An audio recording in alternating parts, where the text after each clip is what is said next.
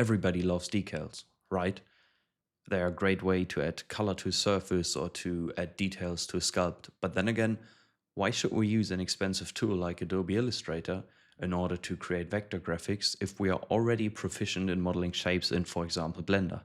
And wouldn't we be better off investing that same time into creating our own textures rather than trying to learn a new bit of software?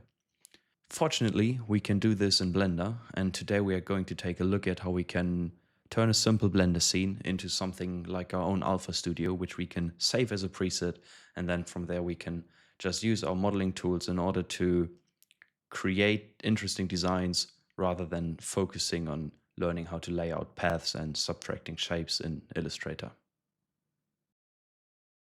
With the new empty Blender scene at hand, let's start off by adding a new camera.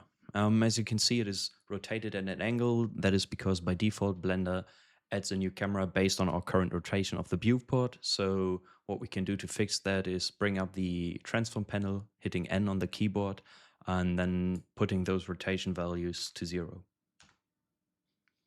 Now, as you can see, by default, our camera is facing downwards, which is great because if we move our camera up, and then if we hit Shift A to add a new plane, we can see that we're already facing at the correct angle. So the alignment is already in place. Some of you might actually prefer to rotate your camera on the x-axis, but then again, this one has been working for me. If you have any preference on your own, feel free to go for them. Nextly, let's go into the camera settings right here and switch from perspective to orthographic. Essentially, we are now removing every perspective distortion there might be later on, resulting in a totally flat image, which is exactly what we want for decal. Then let's go into our output settings right here and change our resolution to 469 by 469 because by default we want our canvas to be equal in size and aspect ratio, and we can obviously adjust those things if we want a special decal or something that is highly rectangular. But then again, this should be the default, right? You can either go for 4K or you can divide this one by 2 and go for 2K, whatever works for you. And then right here, while we are still in our output, let's go for RGB. We do not need an alpha channel. By default, our black background will be the invisible part and our white decal will actually be visible. Obviously, you can adjust this if you want to render transparent channel because you need one, you can go for RGBA. But then again, for now, we only need RGB and we need an 8-bit texture. 16-bit would be a bit of an overkill for plain black and white decal.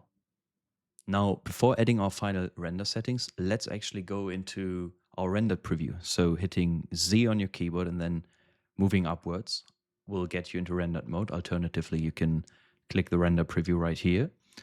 And then you can go into world settings and change our background to pitch black.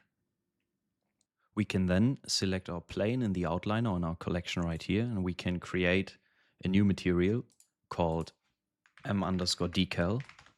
And then we can go into our shading tab and we can remove our principal BSDF and instead use an emissive shader, which we can then plug into the surface. Now, this is going to result in every pixel being equally lit, which results in a clean black and white render. And we don't need any of the other stuff the principal BSDF provides. So we can just use this emissive shader and then we can go back into our layout tab. And as of right now, we're almost good to go. We just need one final setting. So we already have a white plane on a black background. We have an orthographic camera. But then again, let's actually go into our render properties. We're using Eevee simply because it's totally sufficient.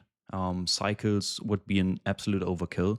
Cycles is meant to render things like reflections and lighting and shadows and AO, and all of those things are possible within Eevee, but then again, they are turned off by default.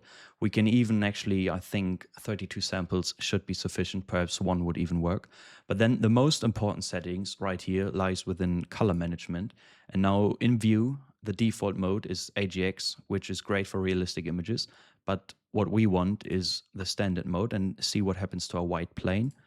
We get an even brighter shade of white because AGX is something like a compression algorithm used for realistic images, but we simply want every pixel equally lit, no contrast, no reflections, and no tone mapping or compensation. So go for standard, and now we are actually good to go. From here, we can hit 0 on the numpad or toggle the camera icon right here to go into our camera view. Then we can select our plane and we can simply start scaling and modeling everything to our desired shape. We can insert edge loops, we could move, we could bevel. Essentially, every tool you learned now has a value, and it now helps you creating decal shapes. One thing I personally love about this workflow is we don't even need Boolean operations, because see what happens the moment we add a new plane. By default, it won't have a material, so it is also not going to be affected by any lights because we don't have any.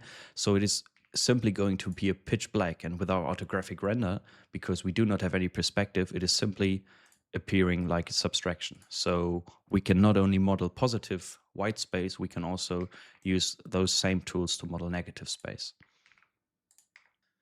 And now all of those things tie into the aspect we talked about earlier, which is if you are already a 3D artist and you've already learned how to use your modeling tools, you've got to ask yourself whether or not there's a huge upside to you spending further hours in things like Illustrator or Affinity Designer learning those tools, because unless you're actually going into graphical design and you need vector graphics, there really isn't any upside for you in terms of usage for decals, for alpha textures, for blending and substance, and so on. So anyway, that's it for today's video. Leave a like or comment. And remember, all of the project files are down in the description below. You can just enter your mail and I'll send you some of my favorite alpha textures plus the decal studio we created in this video.